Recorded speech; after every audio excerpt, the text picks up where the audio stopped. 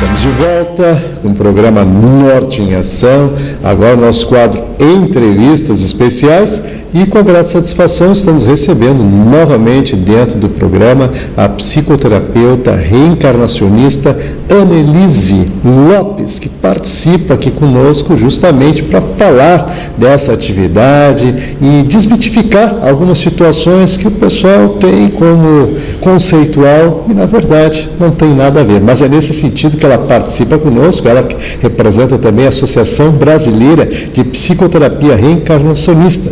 E, é claro, ficamos aqui abertos, inclusive, com o programa aqui para tratar desse tema com a participação da nossa convidada aqui especial. Tudo bom? Tudo bom, César. É um prazer estar aqui com vocês de novo. E hoje nós vamos falar sobre um assunto bastante interessante, que é importante nós entrarmos nesse assunto antes de falarmos de alguns mitos que existem, né? São situações que todos nós, em algum momento, passamos durante a nossa vida, né? São problemas que nos assolam, que são os conflitos. Os conflitos que se dão muitas vezes em várias relações, seja profissional, seja familiar, afetiva, pessoal. E quantas vezes nós abrimos os jornais, escutamos nas rádios situações pequenas que se transformam em grandes tufões, em grande tragédia. E nós não paramos para observar o porquê que isso acontece. Pequenas situações se tornando tragédias, o porquê?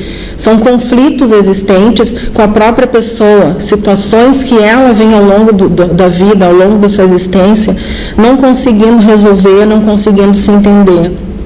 Então, a gente fala de algo muito importante, que nós temos que começar a prestar atenção, que são as armadilhas, que são os gatilhos que ocorrem durante a nossa existência. Então, existem esses conflitos justamente para a gente parar e dar uma olhada. Por que isso está se repetindo? Porque, na verdade, as coisas se repetem ao longo da nossa vida. Né? Situações vão ocorrendo, eu costumo dizer, mudam os personagens, as histórias são as mesmas, os aprendizados são nossos, e nós temos que começar a olhar com lupa para isso. Então, por que acontecem os conflitos? Porque a gente não se dá conta que nós entramos nas armadilhas. Os fatos ocorrem e eles funcionam como se fossem armadilhas. E as pessoas que ali estão, elas funcionam como se fossem gatilhos, fazendo aflorar em nós, em cada um aflorando no outro, sentimentos, emoções, e fazendo com que as pessoas tenham atitudes muitas vezes bastante diferentes daquilo que elas são ao longo do seu dia a dia. Quantas vezes a gente ouve falar, mas essa pessoa nunca foi assim, essa pessoa sempre foi pacífica, foi uma pessoa boa, e num dado momento, em questão de segundos, ela comete algum tipo de situação, delito, fato, que vai fazer com que ela estrague a sua vida para o resto, né, da sua encarnação.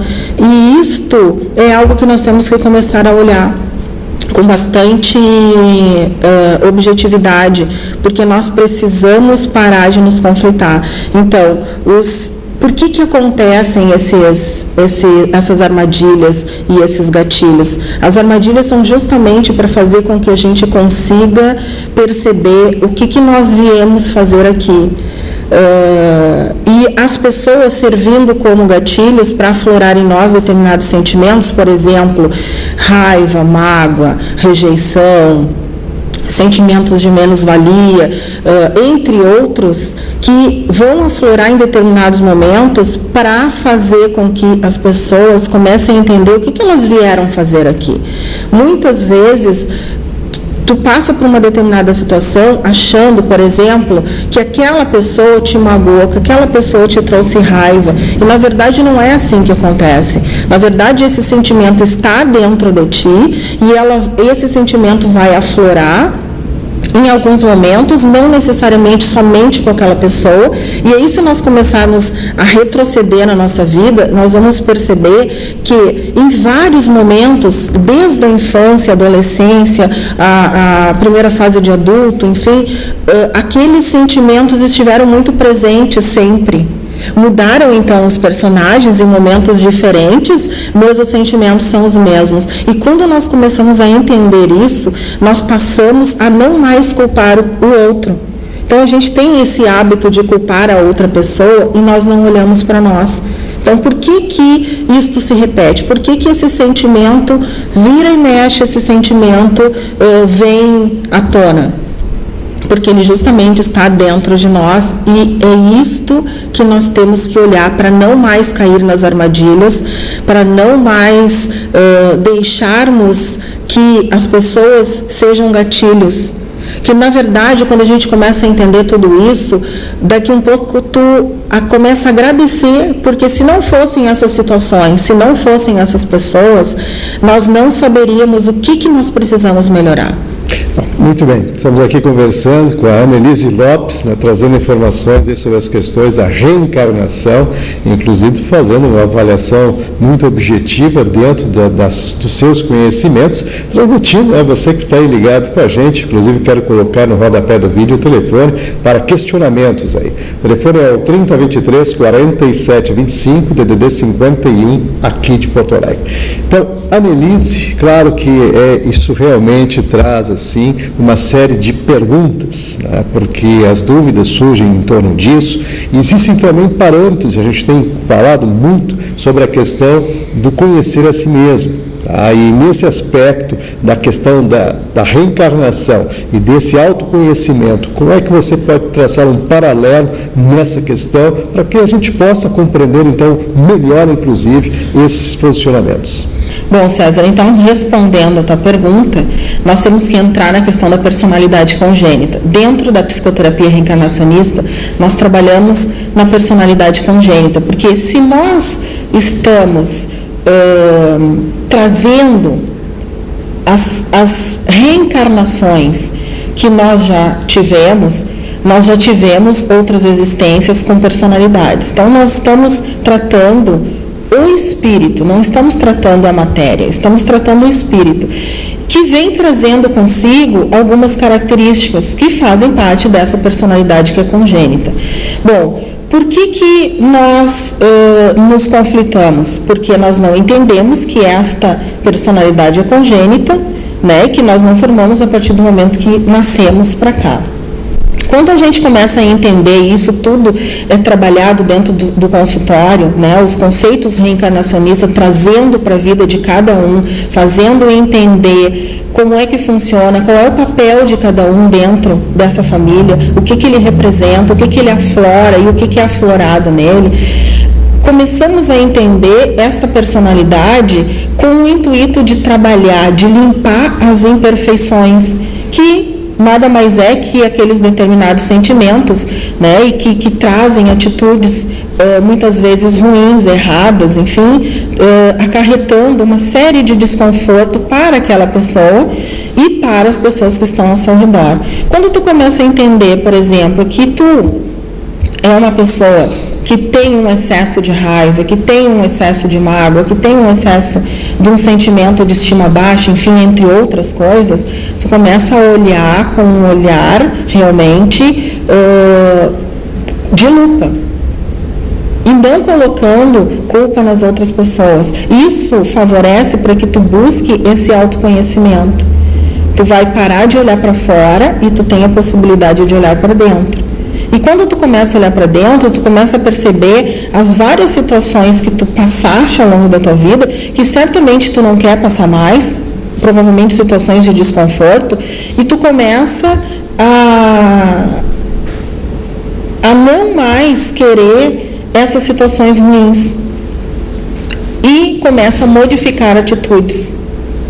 Modificando como? No momento que as coisas estão acontecendo.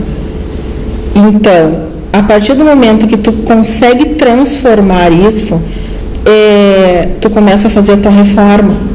O que a gente fala tanto na questão da reforma íntima, que é tão difícil, que é uma coisa tão realmente árdua, né? Para muitas pessoas é árduo isso. Muitas pessoas não sabem o que é reforma íntima. Falam. A gente conhece pessoas que são verdadeiras bibliotecas ambulantes, que leram horrores de livros, mas não conseguem aplicar uma frase na sua vida. Então, A partir do momento que tu começa a olhar para ti e ver que realmente tu precisa modificar, e essa modificação vai fazer com que tu tenha uma evolução, e essa evolução vai fazer com que tu consiga se dar melhor, primeiro contigo e depois com as pessoas que estão à tua volta, isto é o autoconhecimento, isto é uma melhora. E tudo começa a fluir na vida da pessoa, de uma forma muito tranquila, muito boa. Tu começa a vibrar numa energia muito positiva e essa energia tu coloca para fora, exuda do teu corpo.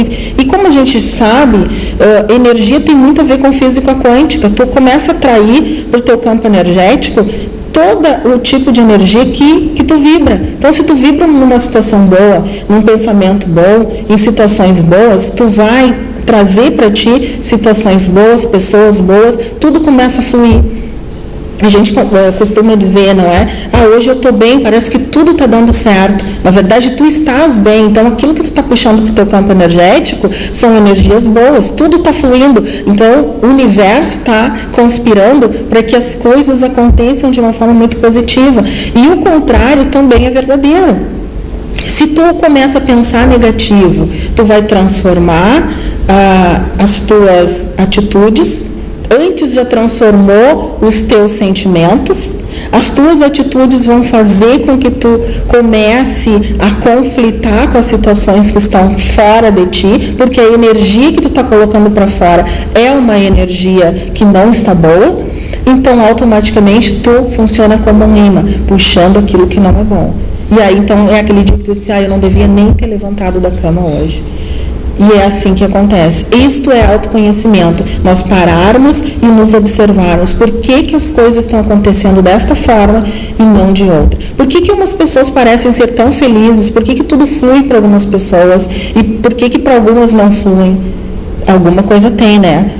Aquilo que a gente planta, aquilo que a gente colhe, falando assim naquele jargão mais tranquilo. E outras situações também que as pessoas por vezes não se dão conta, porque existem também diferenciações que eu gostaria que tu explicasse também, a questão do espírito, da alma, do ser humano, do indivíduo. Que existem distinções também nesse sentido.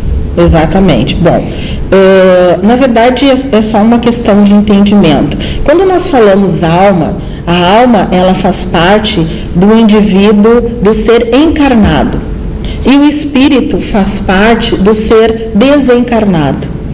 Então, quando nós estamos encarnados, nós podemos dizer a tua alma, ou você alma, porque na verdade nós estamos tratando a alma da pessoa, né? E não a matéria.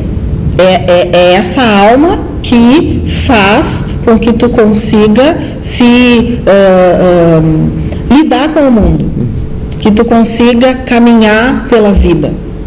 Ou seja, o ser em essência. O ser em essência, exatamente. E o espírito, a gente está falando quando é um ser desencarnado.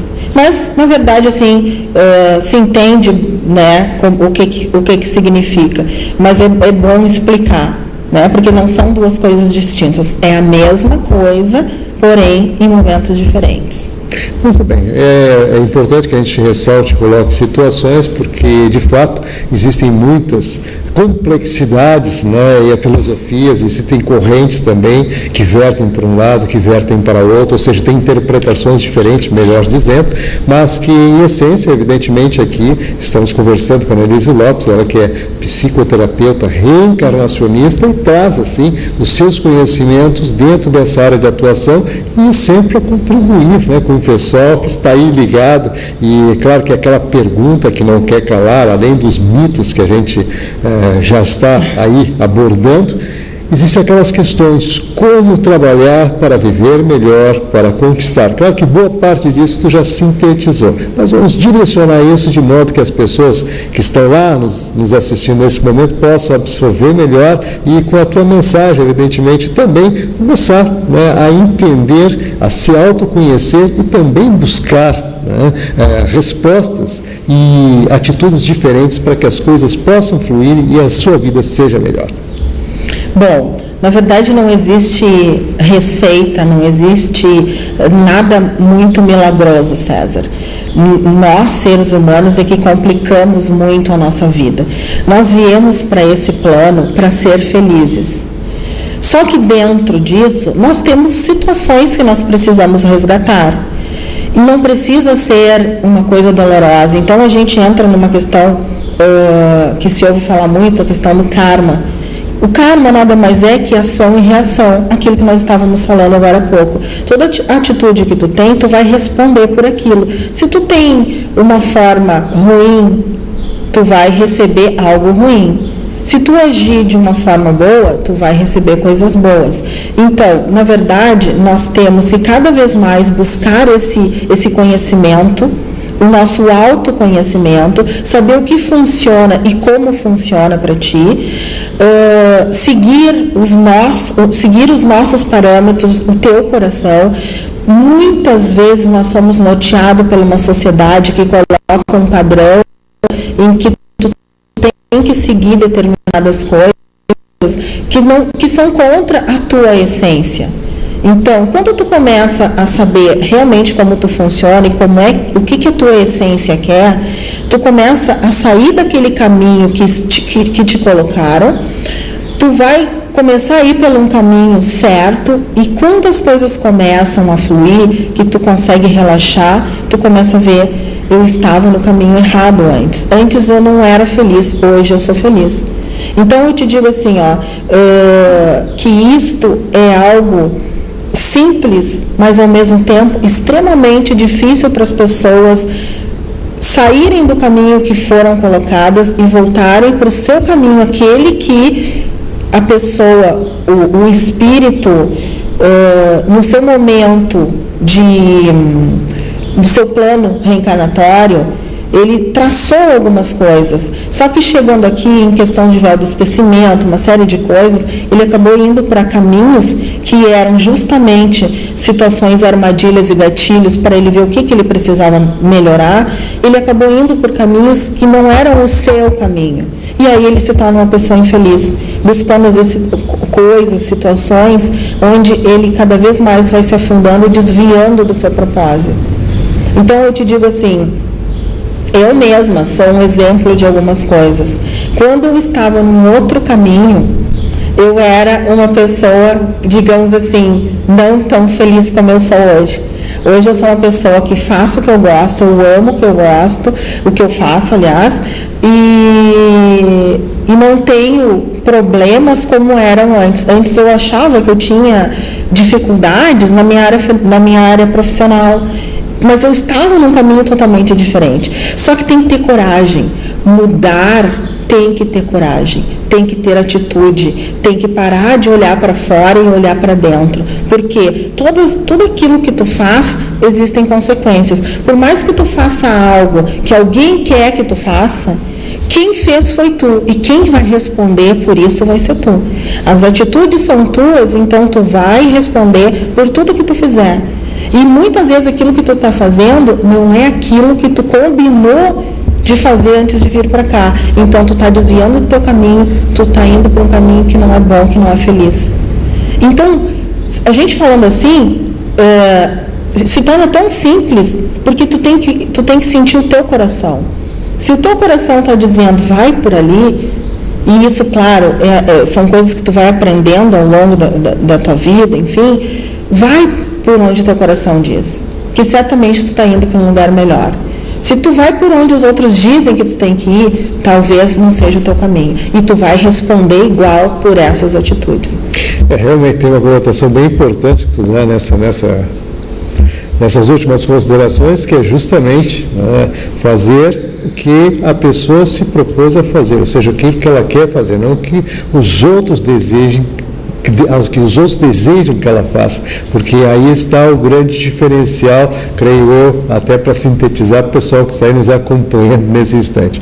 Mas, Annelise, é muito bom para falar contigo e tratar de um assunto que, inclusive, é bastante polêmico, né? Porque existem, como eu digo, assim, vertentes, correntes e interpretações diferenciadas, mas a gente sabe que existe energia, que as coisas realmente são produzidas de alguma forma, que essas influências, elas acontecem e que nós temos, não importa a interpretação que se dê, mas que se tenha, sim, essa consciência, que é o que tu coloca aqui com muita relevância. E nesse sentido, estamos chegando aos minutinhos finais aqui da nossa entrevista, e eu gostaria que tu agregasse a elas considerações, inclusive falando daqueles mitos, que foi o que a gente provocou no início do programa. Bom, a questão do mito, né, não tem como falar da psicoterapia reencarnacionista e não falar da regressão terapêutica, que é uma ferramenta bastante utilizada quando necessário dentro da terapia. Então, algumas pessoas dizem assim, tem um certo receio da regressão, me perguntam, tá, mas se eu fizer a regressão, eu não vou ficar lá? Daí eu digo assim, olha, não tem como tu ficar lá, porque tu já está aqui, né? O que acontece, que a gente tem que entender, é que a grande maioria de nós estamos sintonizados em alguma encarnação. Então, por exemplo, uma coisa bem fácil assim de poder entender, síndrome do pânico, né? Quantas pessoas a gente conhece que num dado momento começa a desenvolver o pânico? Se tu for percebendo esta personalidade congênita, tu vai ver que aquele ser, em vários momentos, desde provavelmente da sua infância, já era uma pessoa que demonstrava muitos medos. E num dado momento, por alguma situação que ocorreu na sua vida, às vezes uma situação bem pequena que tu jamais vai imaginar, ela começa a desenvolver esse pânico, esse medo aterrorizante, que faz com que as pessoas parem, faz com que as pessoas deixem de fazer aquilo que elas estavam fazendo na sua vida, deixando muitas vezes de conviver com pessoas, se trancando dentro de casa. O que acontece? Essas pessoas já vinham desenvolvendo um determinado sentimento, que é o medo, é uma personalidade que já vem com esse medo, e quando a gente vai para uma regressão, por exemplo, na grande maioria das vezes, quando se faz uma regressão com uma pessoa que tem síndrome do pânico, se percebe que nas encarnações anteriores ocorreram fatos, situações muito traumáticas que fizeram com que esse ser tivesse muito medo. E provavelmente naquele momento houve um desencarne, onde ficou a sintonia. Então, quando a pessoa faz a regressão, ela entende, ela rememora aquele fato traumático, entendendo o que aconteceu, né? E muitas vezes indo para o astral, ficando bem. No momento que ela revive aquilo, rememora, é cortada a sintonia. É automático esse processo. É cortada essa sintonia, então ela volta para a sua vida normal, né? Ela já está aqui, só que ela deixa de estar sintonizada no fato traumático, porque ela se sintonizou, por exemplo, em alguma situação que aconteceu um pouco antes do pânico ter se mostrado, situações pequenas que fez com que a memória dela voltasse lá. Então ela começa a viver aqui com todos os sintomas da encarnação passada, onde começaram esses medos. Então ela vive aqui, a memória lá, com atitudes, com formas de pensar, enfim, de lá. Agradecemos muito pela participação mais uma vez, e quero colocar no rodapé do vídeo um telefone para você que ficou com dúvidas também obter mais informações. O telefone é o 3028-6981, TDD 51, aqui de Porto Alegre.